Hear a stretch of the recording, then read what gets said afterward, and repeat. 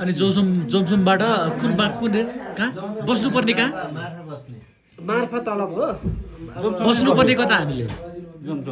होइन जोमसोम बस्नु मार्फा पनि टुर भइहाल्छ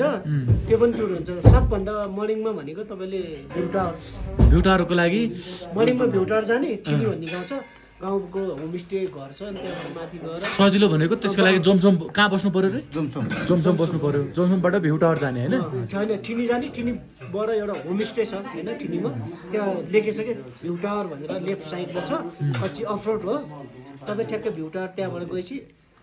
माथि डाँडामा पुगेपछि लेफ्ट लाग्ने सिधा गयो भने गोठ पुग्छ अनि लेफ्ट लाग्ने एउटा बाटो आउँछ अनि टावर आउँछ त्यहाँबाट हेऱ्यो भने त्यो निलगिरी हिमाल छ नि हिमाल सेम हो कि अगाडि नै हुन्छ कि ठ्याक्कै अगाडि पुरै भ्यू देखिन्छ कि स्वर्ग है त्यसपछि डाउन आयो अनि ठिनी आएपछि डुमरलेक जाने बाटो थियो अनि return Jomsom thank you brother यार अनि त्यसपछि धन्यवाद जोमसोम बस्ने त्यही मार्फा चाहिँ तपाईँहरू भोलि जोमसोम बस्यो भने 5-4 बजीतिर जानु लाइटिङहरू सब छ कि छुट्टी जोमसोममा होइन मार्फामा ओके दिनमा नि त्यही हो तर राति धेरै लाइटिङहरू राखेको छ क्या जेरी गल्ती हुन्छ नि व्हाइट छ नि त पुरै ल धन्यवाद तपाईँले जानकारीको लागि है त